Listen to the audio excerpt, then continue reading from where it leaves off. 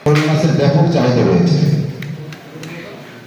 বিশেষ করে এই আরেকটা, আমি হলো একজন আমদানিকারক, আমি ঢাকায় থাকি, ঢাকায় ব্যবসা করি।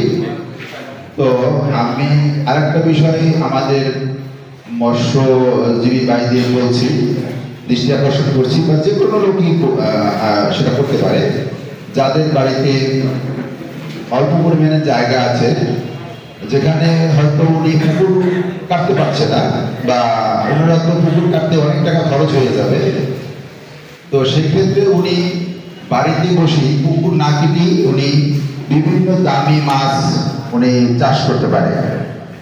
এ ব্যাপারে আমি উপজেলা মৎস্য সিনিয়র কর্মকর্তা ওনার দৃষ্টি আকর্ষণ করতে চাই। জীবন জীবিকার কথা আমরা অনেকাংশে ভুলে যাই। তাদের জীবন দুর্বিষহ অবস্থায় কাটে। অনেক জেলে পরিবার আছে, তারা কিন্তু এখনো তাদের পরিবারের উপার্জনক্ষম ব্যক্তিকে হারিয়ে নিঃস্ব অবস্থায় দিন যাপন করতেছে। সরকারিভাবে অসংখ্য প্রকল্প চলমান রয়েছে, পাথরঘাটাও তারই ধারাবাহিকতায় রয়েছে, কিন্তু জেলে পরিবারের মাঝে যে নিষেধাজ্ঞা, ইলিশ মাছ শিকারের যে নিষেধাজ্ঞার সময় থাকে 22 দিন, 65 দিন, যেটা এখন অন্তর্বর্তী সরকার 60 দিনে করেছে। এই অবরোধ বা নিষেধাজ্ঞার সময় যে চালটা দেওয়া হয়, সেই চালটা কিন্তু একেবারেই তাদের চাহিদার তুলনায় একেবারেই কম। আমি যেটা বলতে চাই, আমাদের পাথরঘাটা ইলিশের খনি, এটা শহর লেভেলে সবাই জানে, কিন্তু আমরা কিন্তু ইলিশ মাছ খেতে পারি না। এর একটি কারণ, বিএফডিসিতে মাছের দাম চড়া থাকে, যার কারণে আমরা ওই মাছটা ধরে নিয়ে যাই ভারতের বা বিভিন্ন যে দেশে চালান হয়, ঢাকায় বিক্রি হয়। আমরা আর এই পাথরঘাটায় আমরা মাছ খেতে পারি না। অল্প স্বল্প যেটা এই নদীতে পাই, সেই নদীর মাছটা অনেক দাম, ঝাড়টার কেজি 900 টাকা, যেটা 1 বিঘে ধরে ছোট, তাহলে আমরা মাছ খেতে পারি না। অতএব আমি বলবো, আমাদের এখন এইভাবে দাঁড়িয়েছে যে আমাদের পাঙ্গাসই হচ্ছে জাতীয় মাছ। আমরা পাথরঘাটায় যে পাঙ্গাস মাছটা ওঠে, ওটা জাতীয় মাছ হিসেবে আমরা পরিবারে নিয়ে যাই, পরিবারের বাচ্চাদের খাওয়া।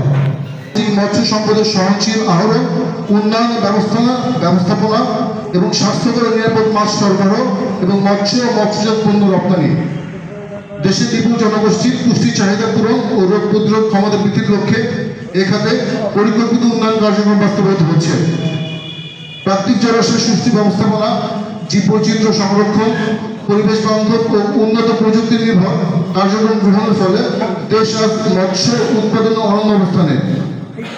আপনারা চাইলে খুশি হবেন, জাতিসংঘের খাদ্য ও কৃষি সংস্থার রিপোর্ট অনুযায়ী বিগত 10 বছর হিসাবে মৎস্য উৎপাদন বৃদ্ধিতে বাংলাদেশের অবস্থান বিশ্বের দ্বিতীয়। দেশের সাফল্য বিশ্বমণ্ডলে স্বীকৃত। ইলিশ উৎপাদনকারী 11টি দেশের মধ্যে বাংলাদেশের অবস্থান বিশ্বের প্রথম।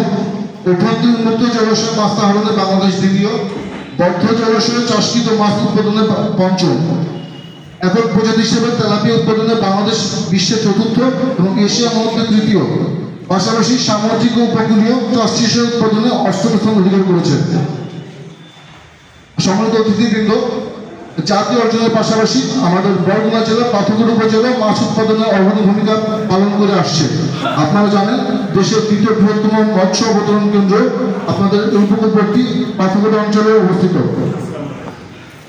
2023-24 অর্থ বছরের কথা একটু বলি, যদি 2023-24 অর্থ বছরে পাথরঘাটা উপজেলায় নদী ও সাগরের মাছ থেকে মোট মৎস্য উৎপাদন হয়েছে 50,606.1 মেট্রিক টন, যার মধ্যে নদীগত উৎপাদিত ইলিশ 645 মেট্রিক টন, সমুদ্রগত উৎপাদিত ইলিশ 29,675.5 মেট্রিক টন। এই উপজেলায় বিভিন্ন প্রজাতির মৎস্য চাষের মাধ্যমে উৎপাদন 1862.5 মেট্রিক টন।